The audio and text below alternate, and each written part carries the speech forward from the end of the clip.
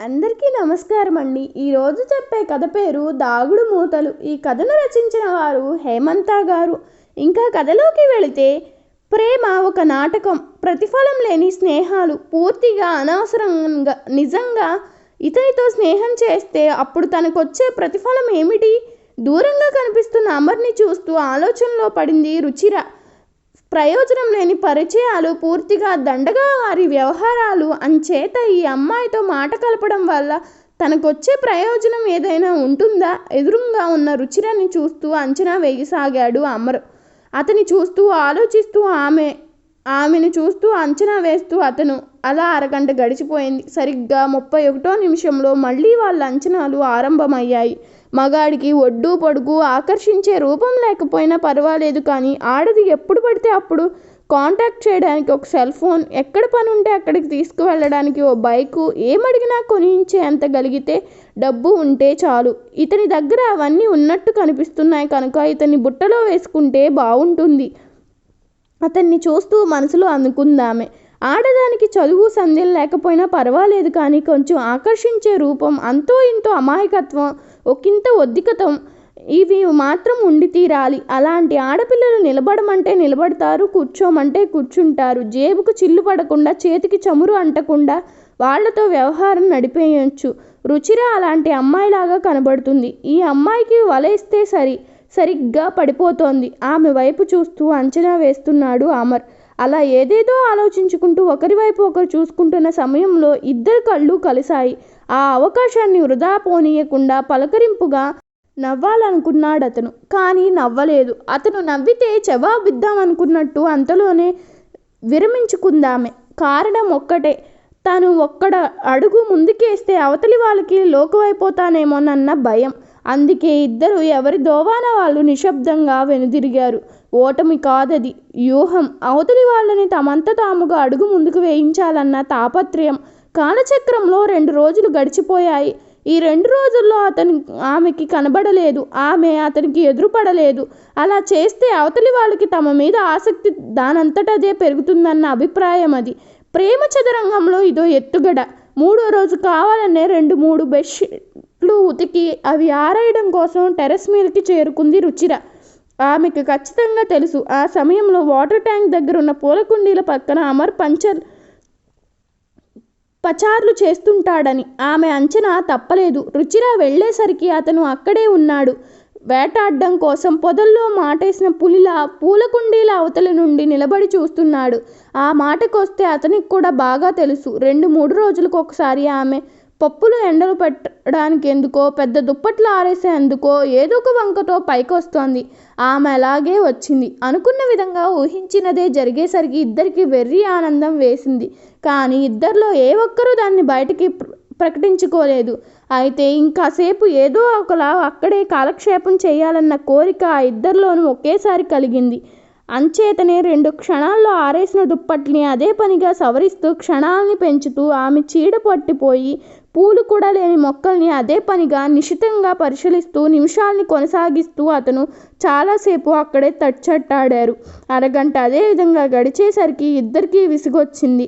ఆ పైన ఎండ చుర్రుమనడంతో చిరాకు వచ్చింది. అంతే. ఇద్దరూ ఎవరి దారిన వాళ్ళు కిందకొచ్చేశారు. ఎదురెదురుగా ఉన్నప్పుడు ఎంత మూవభావం ప్రకటించినప్పటికీ విడిపోయిన తరువాత ఒకరి మీద ఒకరికి ఆసక్తి కలిగింది.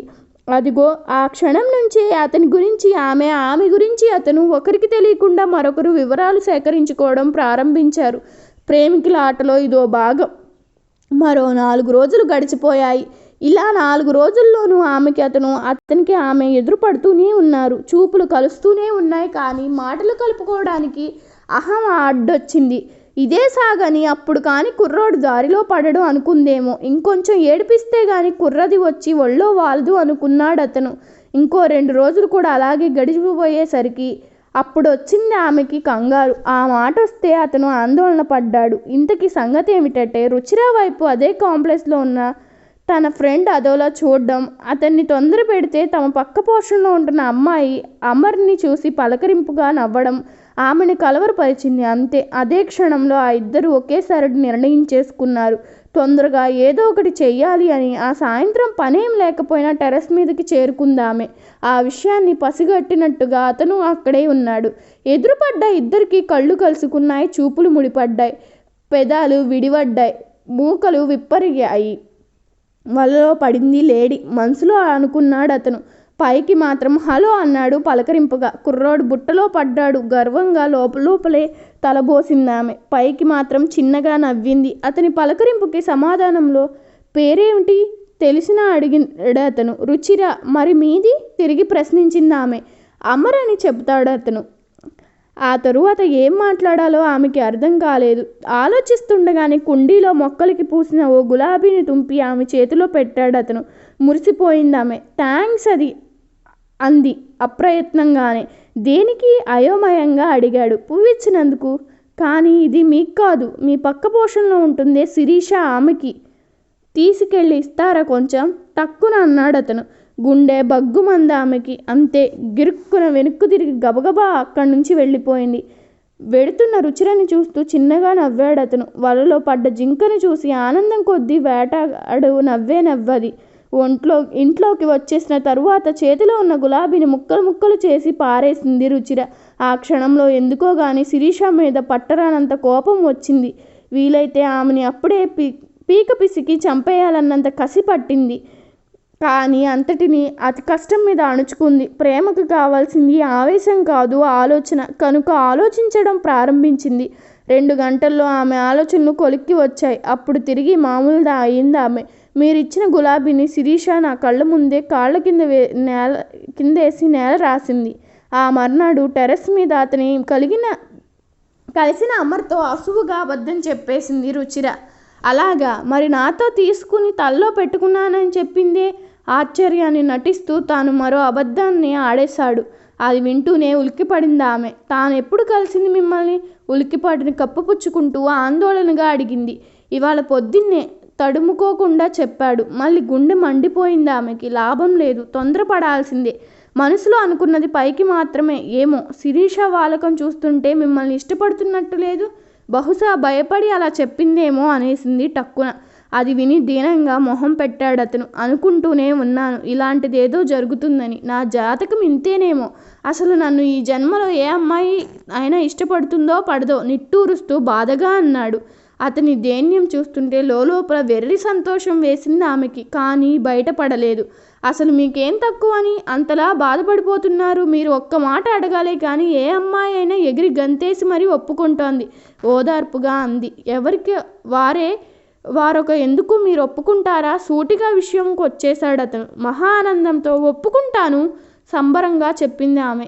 అయితే ఇద్దరికి మధ్య నున్న అడ్డు తెర చిరిగి చీలికలు వాలిక అయిపోయింది. ముసుగు తొలగిపోయింది. ఇప్పుడు మొదలైంది అసలు కథ అనుకుంటుంటే ఇద్దరికి పెద్ద పెట్టున నవ్వొచ్చింది. నవ్వుకున్నారు. ఆమె నవ్వులో పిట్టబుట్టలో పడింది.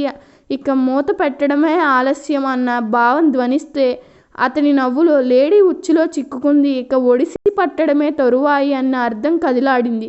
కానీ ఆ క్షణంలో అతన్ని బుట్టలో పెట్టటున్నట్టు వెళ్ళి తానే అమరు వలలో ఇరుక్కుందన్న సంగతి ఆమెకి వల విసిరాననుకుంటూ తానే వెళ్ళి రుచిర బుట్టలో పడిపోయాడన్న నిజం అతనికి తెలియవు. ఏదో ఒక నాటికి ఈ నిజం బయటపడుతుంది. అందాక వాళ్ళిద్దరి మధ్య ఈ దాగుడు మూతలు సాగుతూనే ఉంటాయి. ముగింపు ఏదైనా కావచ్చు, కానీ ప్రేమ కథలు ఇంచుమించు ఇలాగే మొదలవుతాయి. అందుకనే ఇలాంటి కథలు ఎప్పటికప్పుడు చదవడానికి, వినడానికి ఆసక్తిగా అనిపిస్తాయి. ఈ కథ మీకు నచ్చినట్లయితే నా ఛానల్ని సబ్స్క్రైబ్ చేసుకోండి. అలాగే మీ అభిప్రాయాన్ని కామెంట్ రూపంలో తెలపండి. ధన్యవాదములు.